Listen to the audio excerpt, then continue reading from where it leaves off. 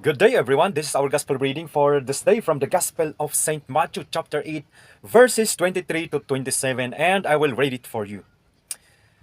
Jesus got into a boat, and his disciples went with him.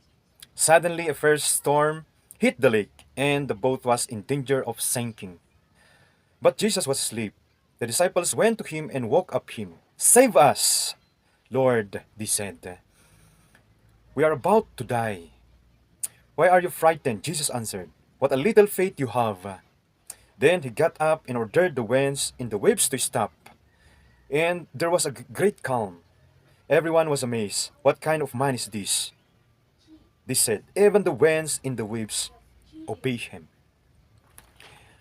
Ang ating ebanghelyo ngayon ay inaanyayahan po tayo na isabuhay natin ang ating buhay pananampalataya at hindi ito mawawala kahit anumang unos, no? Na pagdadaanan natin, malakas na bagyo, no?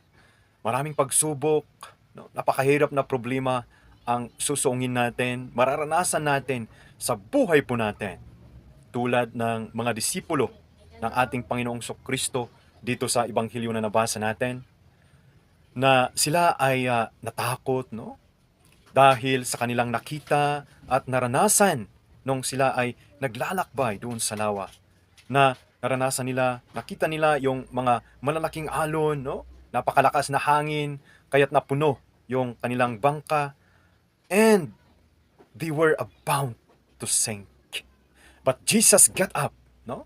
And ordered the winds and the waves to stop. In short, Jesus calmed the storm. At sa buhay din po natin bilang isang Kristiyano na tagasunod po ng ating Panginoong Kristo, ay marami tayong madadaanan, marami tayong mararanasan na pagsubok, no? Sa buhay po natin bilang isang mananampalataya, bilang isang Kristiyano. But Jesus is always with us, no? Na di niya tayo pababayaan, na di niya tayo iiwan. God is bigger than any storm of life, no? Because God is in total control of everything. Amen. Your Tropa Cups from Benguet First Provincial Mobile Force Company na palaging nagsabing, be grateful.